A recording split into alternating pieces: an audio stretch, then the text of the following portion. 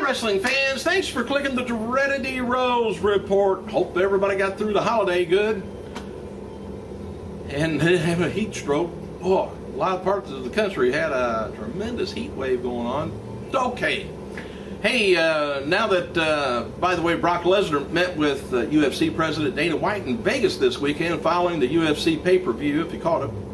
There was some speculation that WWE and UFC were in on the whole thing as a part of the Lesnar storyline, but word is that WWE had no part of the meeting, and it was all Lesnar's doing, and speculation is that Lesnar was trying to fuel his storyline with WWE and at the same time make a power play with the two companies, maybe to try and get something going. But Lesnar actually told WWE officials that he met with White, but nothing came out of it. Lesnar reportedly brought up the idea of doing something with UFC, but and WWE, but Dana White wasn't interested. White does not want pro wrestling connection with UFC, and it's interested in just working with, and not interested in working with Lesnar as long as he's under contract with WWE, despite testing it at a post-fight, press conference. They just, when you got something pre-planned and UFC is not, that's not a good combination. Hey, a fan asked CM Punk if his run with TNA back in the early 2000s is going to be covered on the upcoming DVD from WWE, and Punk said he thinks it's mentioned. And Punk also asked when he will retire from pro wrestling. He says, way sooner than you think. It's got to do a lot with this. Itchy fingers. Finally, Punk wrote the following in response to fans saying that he sold out. Punk gets a little upset sometimes. He says, I enjoy people's opinion on my selling out for various reasons. He says, if I'm supposed to be feeling guilty for being successful, hard work, no shortcuts. If you're good at something, never do it for free. Now remember that. Wait a minute. How much are you guys paying me to do this? Well, I'm not good at it, so there you are. Anyway, I remember people, he says, from Chicago being pissed off at the fact that I worked 2 shows in the same day. People couldn't do what I do when, if you want something, go after it. And when you work harder than everyone else, you get it. Kelly had some time off, by the way, was not backstage at Raw Super Show in New Orleans. WWE aired a new commercial of upcoming ECW DVD on last night's Raw, featuring the voiceover of Paul Heyman. Word is that Heyman taped promo for the commercial several weeks ago, and possibly before he even agreed to come back, on the Lesnar storyline. And look for Lesnar maybe not till the upcoming pay-per-view to be back live. Look for John Cena and CM Punk to work a lot of SmackDown tapings in the future with a lot of dark matches, event appearances. He said it feels that Randy Orton was sent to SmackDown for drawing power, but that's not enough. And among wrestlers, I could care less whether you have SmackDown wrestlers, Raw wrestlers. We're going to watch either show. And among wrestlers, the feeling that's kind of stretching to Cena kind of thin. And the comments were made that no surprising that Cena is getting a divorce because he's never home. And there's also a feeling among the wrestlers that WWE is running the top guys ragged, and that's never a good thing. So they did that years ago with Triple H. They had Triple H down our throat every match he won. He couldn't be beat every show he was on. But they made it through it. And now whether Cena is getting pushed too much, we find out at the ratings. We find out whether the ratings are there. We find out pay-per-view buys are there. If they're there, they're doing something right. Following the big attack on from Big Show last night on Raw Super Show, WWE posted an injury update on Kofi Kingston, Brodus Clay, and The Truth. Here's what they had to say if you hadn't read it. WWE doctors Chris Amon said that Clay suffered a concussion and several bruised ribs. WWE says that Clay went against a man's device and would not go to get medical attention at a facility and further evaluation. But WWE reports that Clay left New Orleans arena with Naomi and Cameron, which I would have done no matter how bad I felt, around 11:45 Central Time. Regarding WWE Tag Team Champions Kofi Kingston, WWE reports that Kingston and Truth both suffered multiple contusions in various areas of their body as a result of Big Show's throwing him into the ringside barrier and steel steps, which happens every show, but I ain't gonna spoil anything. Anyway, tonight's WWE SmackDown taping is going to be taking place at Baton Rouge, Louisiana Center, Baton Rouge, Louisiana. Confirmed for tonight's show is going to be Kane taking on Punk for the title, and Sin Cara's return, and he's bringing his trampoline with him, I hope.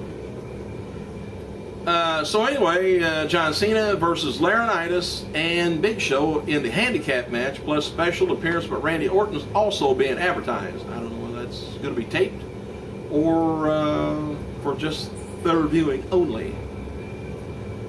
Daniel Bryan earned a future title shot on last night's Raw by defeating CM Punk, and WWE title for No Way Out has been confirmed, yet it's expected that to be announced, this week's SmackDown, where Punk defends it against Kane. WWE developmental wrestler Richie Steamboat's being advertised for a Saturday SmackDown live event at the James Brown Arena, Augusta, Georgia. Son of Hall of Famer Ricky the Dragon Steamboat's going to be facing Drew McIntyre. Promotion for the show via interview, Natalya says that she made a name for herself in WWE through hard work and dedication rather than her ties to the Hart and legendary family. So there. She said, I love the fact I'm making history, but my family didn't make me who I am. And she said, what I do is a dream fulfilled. Everything I've earned is on my own, especially the gas that she has. But she hadn't had lately, I guess. Pinot. That helps. Birthdays. Happy birthday to one-time ECW champion Steve Corino, 39 years old, two-time WWF Hardcore champion. Remember Pete Gas? I do, but I wish I didn't. 42 years old and WWE Cruiserweight Champion Hornswoggle, a mere 26. Former WWE and World Heavyweight Tag Team Champion Brian Kendricks, 33 years old and one-time WWF Tag Team Champion Samu, 49. Chris Jericho, who's been currently serving a 30-day suspension for degrading the Brazilian flag and WWE live event in San Pablo, Mexico, on May 24th, has started his countdown on his Twitter. He wrote 27. That's my dad's number when he played in the NHL. Also, my ranking as top 50 WCW superstars of all time. Also, today's date.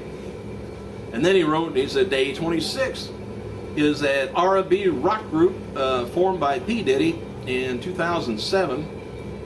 And I was also 26 years old, and when I won the WCW Cruiserweight title championship for the first time. Pete's drawing straws. Anyway, WWE.com published an article chronologically John Laurinaitis' rise from the skateboard dynamic dude to the undisputed figurehead of both Raw and SmackDown, in case you have nothing to do and want to read it.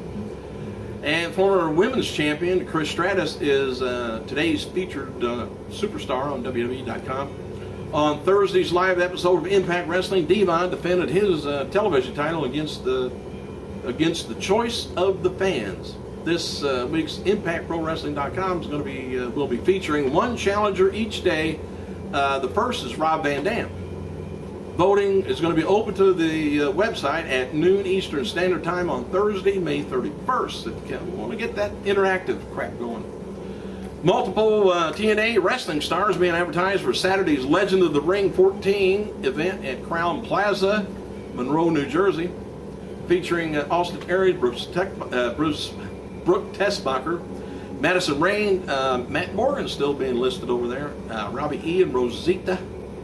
Main event chats with Velvet Sky, who discusses the challenges of facing a female wrestler and how TNA has changed her life and how she uses social media to connect with the fans. It's called 5 Minutes with Velvet Sky, which, give me a chance.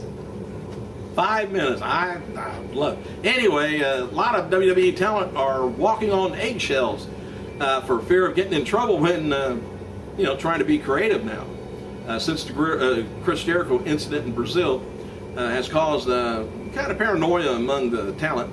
And feeling is that Jericho, someone who returned on his own, doesn't have to be there, was suspended just for doing a job, leaves a bad taste in their mouth, I guess. And as noted before, the reaction among the locker room was the whole incident in Brazil was blown out of proportion. WWE crew, mainly the Raw brand, are beat up and tired of the most recent road tour, which they always are around Christmas also. When the flights to Brazil was canceled last minute, there was a big situation where the talent were trying to get rooms at a hotel, and some of the WWE veterans stepped in, got rooms booked, and got everything taken care of before the WWE's themselves could. Love Brazil, yeah. Going back soon. Maybe. Thanks for clicking, you guys. I gotta go.